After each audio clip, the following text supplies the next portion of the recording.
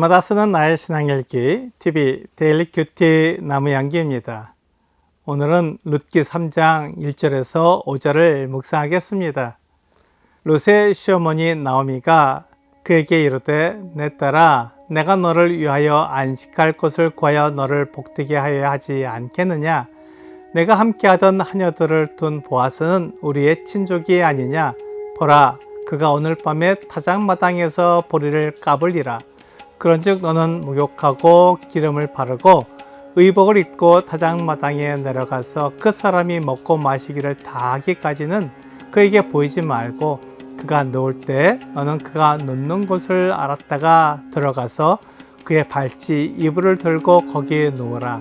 그가 내 할 일을 내게 알게 하리라 하니 룻이 시어머니에게 이르되 어머니의 말씀대로 내가 다 행하리이다 하니라. 나오미는 룻을 배려했습니다. 비록 자기의 며느리이지만 룻이 잘 살기를 바랐습니다. 이것이 사랑입니다. 나오미 자신보다 룻을 위하는 마음이 나오미의 사랑을 잘 나타내주고 있습니다. 나오미는 룻이 재혼하여 행복하게 살기를 바랐습니다. 그래서 룻에게 좋은 가정을 이루게 해주고 싶었습니다. 나오미는 보아스가 룻에게 은혜를 베풀며 선대하는 것을 보았고 마침 그가 나오미 가족의 기업을 물을 고일이 될 수 있다는 것을 알았습니다. 아마도 가장 가까운 친척은 나오미에게 잘 대해준 것 같지 않습니다. 그가 보아스보다 부유하지 않았기 때문일 수도 있습니다. 자기 생활의 메인 사람이 어떻게 다른 사람을 돌볼 수 있겠습니까? 그렇기 때문에 나오미는 자기 가족과 룻에게 은혜를 나타낸 보아스를 마음에 두고 있었습니다. 그러던 어느 날 보아스의 타작마당에서 잔치가 벌어졌습니다. 보리를 벤 후에 타작마당에서 보리를 타작하는 것입니다. 아마도 보아스는 타작하는 마지막 날에 와서 일꾼들에게 잔치를 베풀어 그동안 했던 많은 수고를 위로해 주는 것 같습니다. 일꾼들은 보리 추수를 하고 곧 이어 밀추수를 하기에 매우 힘든 날들을 지내고 있었을 것입니다. 이제 일꾼들은 단단하게 다져놓은 타작마당에 보리를 널어놓고 도리깨로 두들겨 알곡을 빠지게 했을 것입니다. 그렇게 빠진 알곡을 키질을 해서 알곡만 모아 자루에 담아두었을 것입니다. 키질을 해서 알곡을 모으려면 바람이 불어야 합니다. 보리 추수가 4월 중순에 시작하니까 5월 중순이나 말이면 보리 타작을 하게 됩니다. 여름에 타작을 하고 키질을 하려면 바람이 불어주어야 합니다. 그래서 키질은 주로 바람이 부는 오후에 하게 됩니다. 결국 저녁 늦게 일이 끝나 식사를 하고 타작마당에서 잠을 자게 됩니다. 타작을 해서 모아놓은 곡식도 지키고 지친 몸을 쉬기 위해 타작마당에서 잠을 잡니다.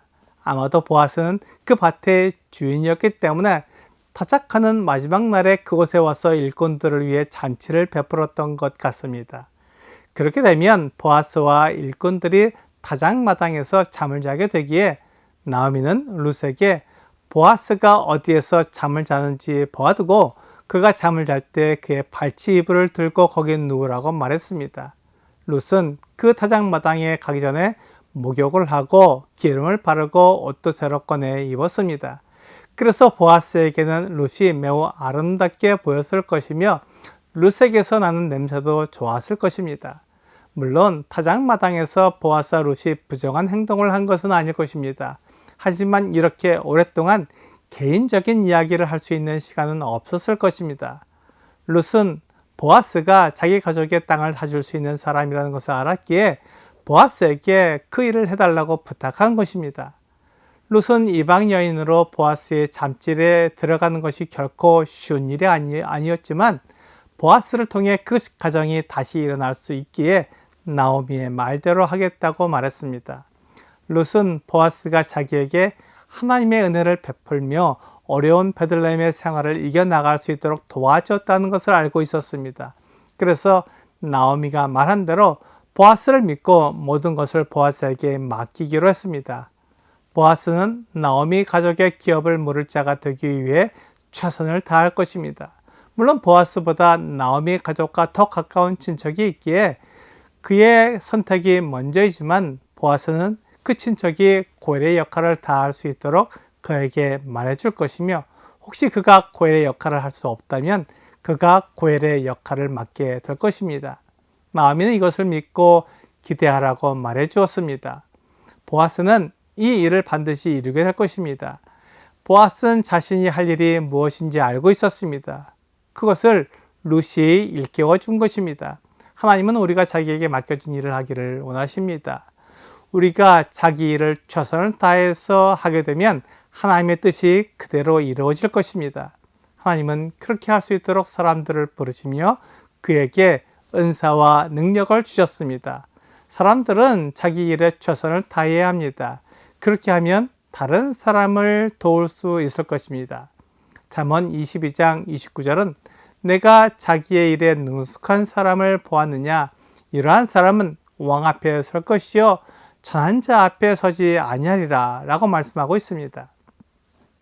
성경은 자기가 해야 할 일을 분명하게 해내는 사람은 왕 앞에 설 것이라고 약속하고 있습니다. 어떤 일을 할 때 빨리 처리하면서도 솜씨 있게 해내는 사람을 가리키고 있습니다. 이런 사람은 그 일의 결과에 집착하기보다도 그 일을 해내는 과정에 최선을 다하는 사람입니다. 어떤 사람은 말을 잔뜩 해대며 자신의 실력에 대해 말하지만 실제로 아무것도 이루지 못하는 어리석은 사람이 있습니다. 갈라디아서 6장에서는 각 사람에게 자기의 일을 살펴보라고 말하고 있습니다. 이렇게 하려면 하나님의 말씀에 대한 기준이 바르게 서 있어야 합니다. 살펴본다는 말은 재련소에서 순금을 재련하는 것과 같은 말입니다. 그러므로 내가 하는 일이 하나님의 기준에 맞는지 살펴본다는 것입니다. 이렇게 하면 기준에 맞게 행동하기에 내가 바르게 살아가는 것뿐만 아니라 다른 사람도 하나님의 기준으로 도와줄 수 있게 됩니다. 이것이 진정한 하나됨입니다. 교회는 이렇게 하나님의 기준으로 서로를 도와야 합니다. 오늘의 적용 질문을 보겠습니다. 우리 교회는 한 몸을 이루어가고 있나요? 부족한 부분을 해결하기 위해 내가 할 수 있는 부분은 어떤 것이 있을까요? 교회는 하나님을 위해 불러낸 무리입니다. 자기를 위하거나 자기를 높이는 것은 교회의 목적이 아닙니다. 교회의 지체들이 하나님을 위해 살게 되면 하나를 이루게 됩니다. 결국 자기를 부르신 목적대로 사는 것이 하나를 이루는 지름길입니다. 오늘 하나님께서 맡기신 자기 일을 하면 저절로 하나가 이루어지는 것을 알고 나에게 맡기신 하나님의 일을 하는 여러분과 제가 되기를 주 예수님의 이름으로 기도합니다.